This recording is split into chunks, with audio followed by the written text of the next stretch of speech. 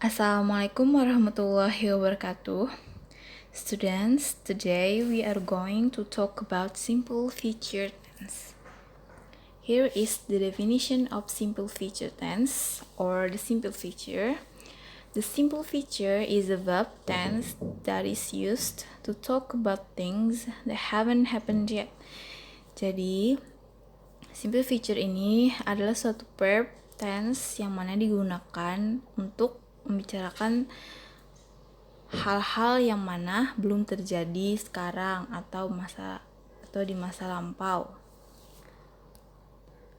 And here is the form or formula for the positive sentences. Here we use subject plus will plus bad infinitive without to. Bad infinitive di sini yaitu verb yang mana tidak menggunakan to. Contohnya seperti go aja gitu, nggak go to. Jadi di dalam positive sentences subjeknya di muka, kemudian kita tambahkan will, kemudian bad infinitive without to. Kemudian the formula for the negative sentences yaitu subject plus will plus not plus bad infinitive without to. Jadi cuma kita tambahkan not sehabis will. So you can use one.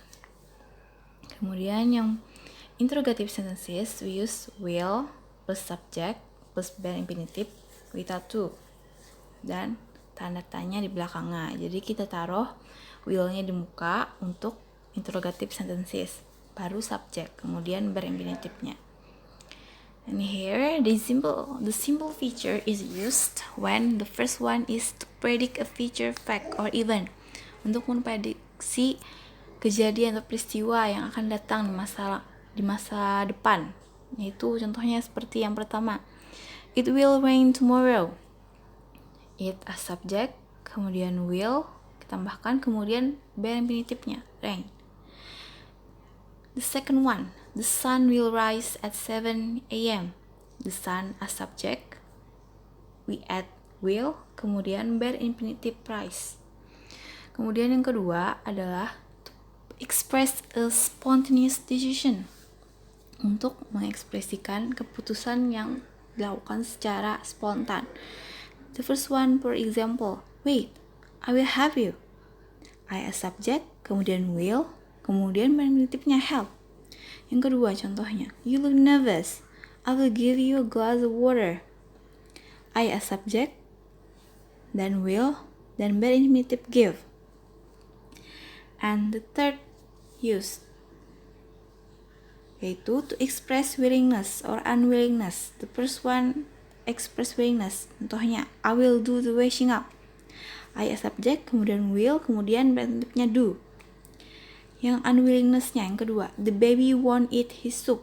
The baby a subject, won't, will not, kemudian eat bad infinitive. Kegunaan yang keempat, to make a promise, untuk membuat janji, sebuah janji. Contohnya, I promise I will come to your party. I promise, udah aku janji. I a subject, kemudian will, tambahkan kemudian infinitive-nya come, lalu keterangan. Kemudian yang keenam kegunaannya, to give orders. Contohnya apa? Untuk memberikan perintah. Contohnya yaitu you will do exactly as I say. You a subject, kemudian add will, and then bad infinitive-nya do. Kemudian kegunaan 6, to make an offer or suggestion. We use shall, untuk membuat penawaran atau suggestion atau saran. Use shall. And here for the interrogative sentences. Jadi kita menggunakan shall. Shall-nya di muka, kita taruh shall, kemudian subject, kemudian bad infinitive-nya without to, baru keterangan dan lupa taruh tanda tanya belakangnya.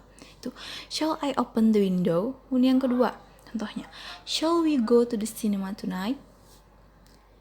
Here kita using shall when we make an offer or suggestion. Kemudian kegunaan yang terakhir, to give an invitation, untuk memberikan undangan. Contohnya itu, Will you accompany me to the library? We use interrogative sentences ya. Kita taruh will-nya di muka, kemudian tambahkan subjek, kemudian bare infinitive-nya without to. Will you accompany me to the library?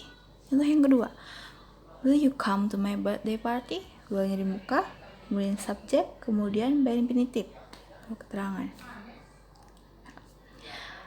I think that's all for the explanation for simple future tense. Thank you. Wassalamualaikum warahmatullahi wabarakatuh.